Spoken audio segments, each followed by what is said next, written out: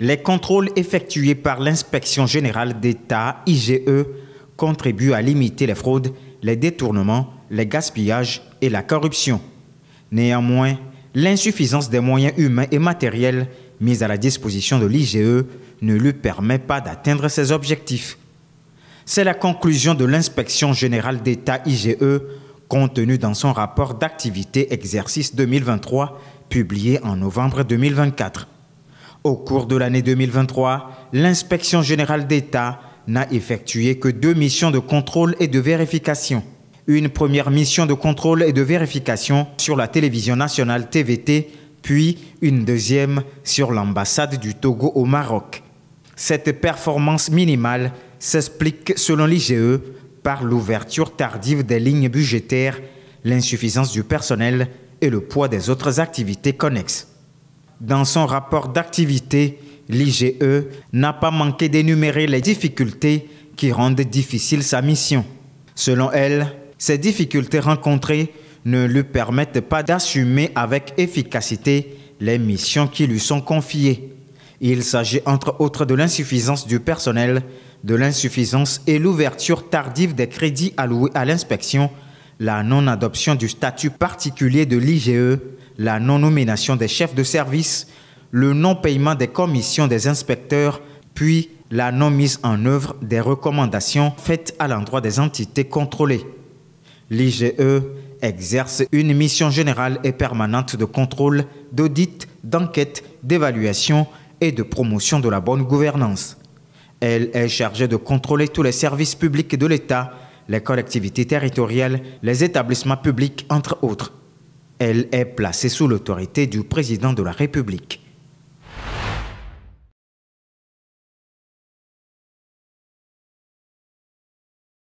Le 20 février dernier, le ministère des Ressources halieutiques, animales et de la réglementation de la transhumance imposait aux importateurs de poissons, de viande de volaille et de produits dérivés un quota d'achat de ces produits sur le plan national. Selon l'arrêté, tous les importateurs de ces produits doivent prouver pièces justificatives à l'appui, contresignées par les présidents des conseils interprofessionnels des filières piscicoles et avicoles avant d'avoir une autorisation d'importation. Les pièces justificatives composant le dossier de demande d'importation doivent témoigner d'une commande de 10% de la quantité visée par la demande d'autorisation. Mais cette mesure-ci aidera-t-elle à booster finalement la consommation locale des produits halieutiques, piscicoles et avicoles? Selon les statistiques, les importateurs et distributeurs de poissons, de volailles et de produits dérivés introduisent plus de 60 conteneurs de ces produits au pays mensuellement. En 2019, les importateurs avaient promis un soutien au développement de ces produits locaux avec l'achat immédiat de 35 tonnes disponibles. Mais à la suivante réunion d'évaluation, seulement 5 tonnes ont été enlevées par les importateurs, abandonnant ainsi près de 30 tonnes aux producteurs. En mai 2020, pour remédier à la situation, les autorités du secteur avaient sorti une note portant obligation de signature de contrats de fournisseurs de volailles locales. L'incapacité de ces mesures à atteindre les objectifs de la consommation locale a finalement poussé le pouvoir public à prendre cette nouvelle mesure. Celle-ci répondra-t-elle aux objectifs? L'heure du bilan renseignera.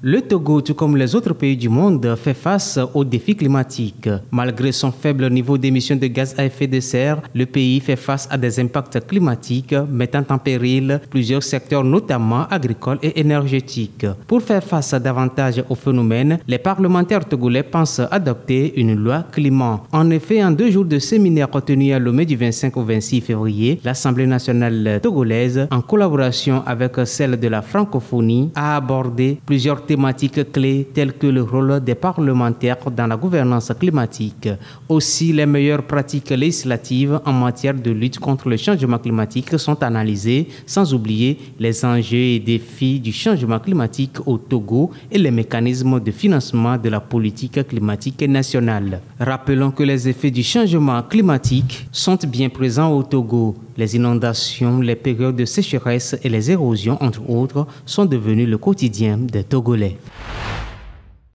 Pourquoi l'Afrique languit-elle après la suspension de l'aide américaine au développement? Pour certains, Cette réaction est normale puisque l'aide américaine au développement intervient dans plusieurs domaines de la vie sociopolitique et économique de plusieurs pays d'Afrique. Au lendemain de l'annonce faite par le président Donald Trump de suspendre momentanément son aide au développement, des associations, des ONG et même des projets et programmes d'État avaient exprimé la peine que cette suspension leur cause, vu la part que cette aide occupe dans le financement de tous ces projets et programmes. Mais pour d'autres, cette suspension est une occasion, une fois encore, pour l'Afrique de se donner les moyens de compter sur elle-même quand il s'agit de financer les projets sociaux en faveur de ses propres populations. Le premier scénario qui avait mis à nu l'incapacité de l'Afrique à compter sur elle-même fut la pandémie de Covid-19. Aujourd'hui, c'est la suspension de l'aide américaine qui risque d'exposer la vulnérabilité du continent malgré ses richesses. Selon l'agence américaine, 40 milliards de dollars est le budget de 2024. Au professeur Kakonou Boupo de préciser que près de 20 milliards de dollars sont consacrés à l'Afrique chaque année. Mais en voyant le flux financier illicite qui quitte le continent en direction du monde, l'Afrique ne devrait pas s'inquiéter. D'après les chiffres de la Conférence des Nations Unies pour le commerce et le développement CNUSED, les flux financiers illicites sont estimés à plus de 90 milliards de dollars par an. Comment volatiliser 90 milliards de dollars par an et soupirer après 20 milliards de dollars? Cette suspension, bien que brusque, selon certains économistes, est une opportunité pour l'Afrique de renforcer sa lutte contre la corruption, la gabegie, le népotisme, pour être finalement capable de financer son propre développement.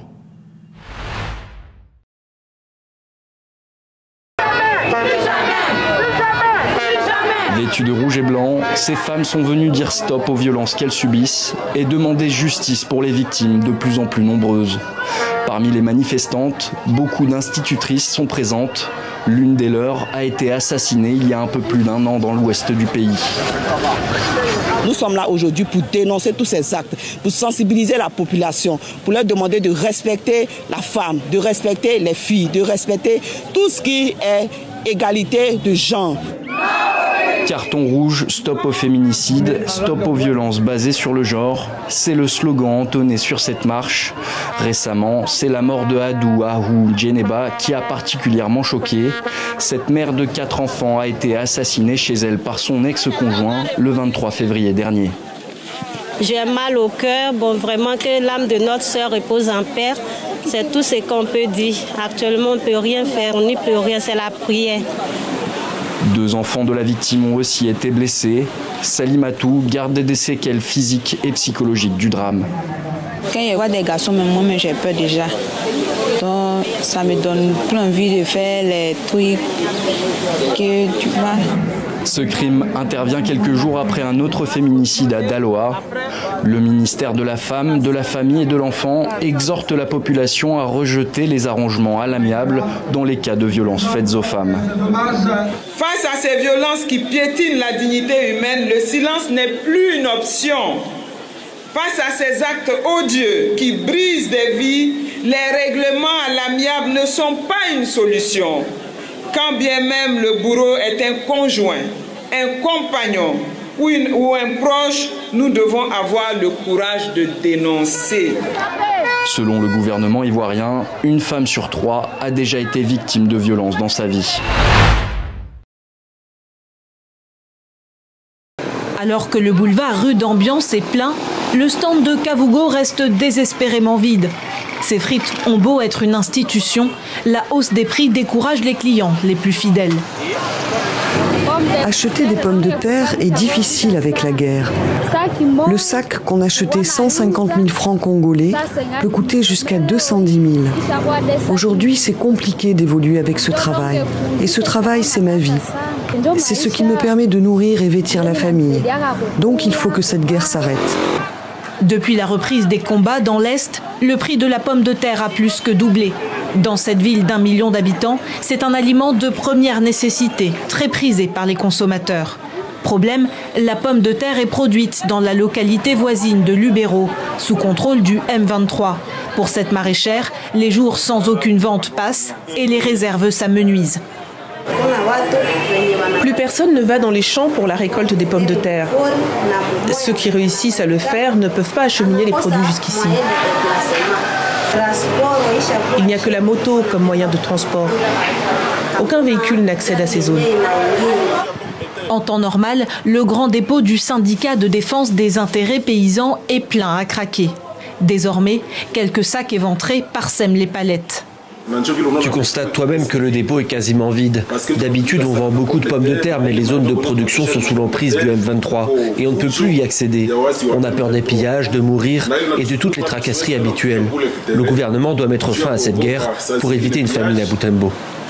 La famine, une crainte partagée par l'ensemble des habitants le long de la ligne de front entre les forces armées congolaises et le M23 soutenu par le Rwanda.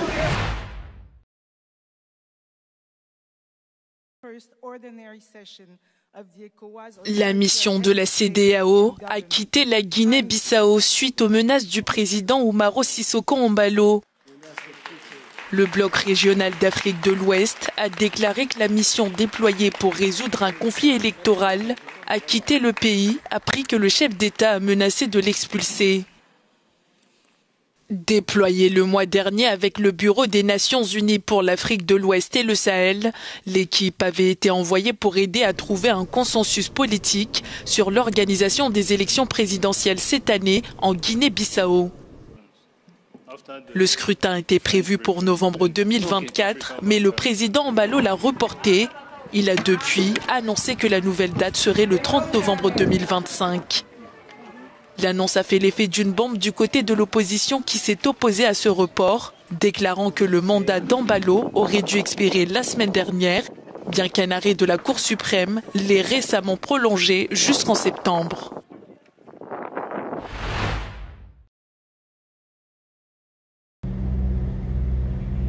La bande de Gaza, une nouvelle fois privée d'aide humanitaire. Israël a renvoyé dimanche en Égypte un convoi transportant des vivres et autres fournitures pour l'enclave palestinienne. Au cœur de la décision, la prolongation de la trêve conclue en janvier et qui a pris fin samedi. Mais l'Égypte a condamné ce nouveau blocus. En ce qui concerne la deuxième phase, comme je l'ai dit, chaque partie doit remplir ses obligations. Et un accord a été signé. Il doit être mis en œuvre et inclure le flux complet de l'aide. L'utilisation de l'aide comme arme de punition collective et de famine ne doit pas, ne peut pas et ne devrait pas être autorisée ou acceptée. Et cela représenterait une violation flagrante et explicite du droit humanitaire international.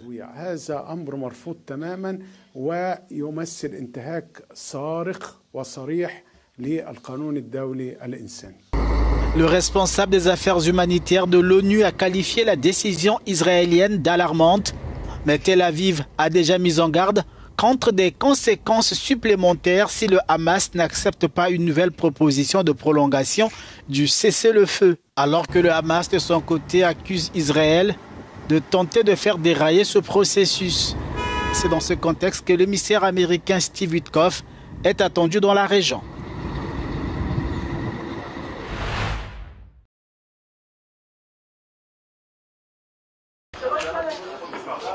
De retour à la barre, le Premier ministre israélien Benjamin Netanyahou témoigne ce lundi dans le cadre d'un procès en cours pour corruption présumée.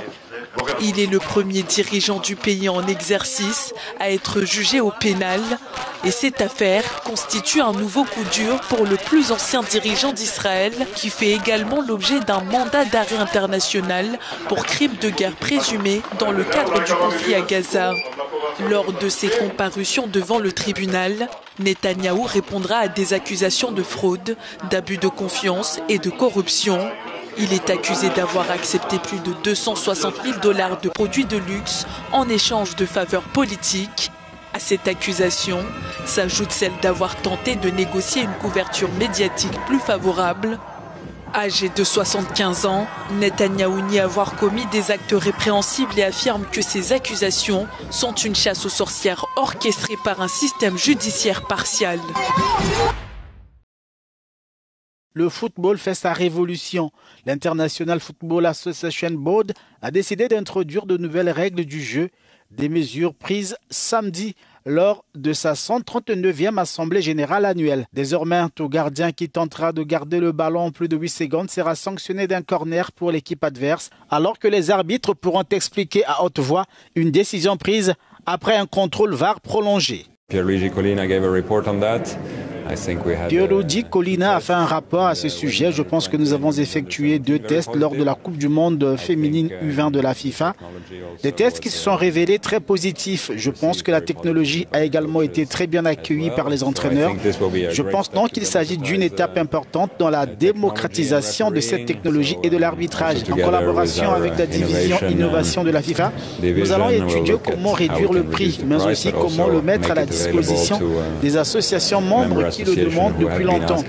Elles n'auront peut-être pas les moyens de s'offrir à la VAR, mais nous espérons que ce système les aidera à prendre des bonnes décisions sur le terrain.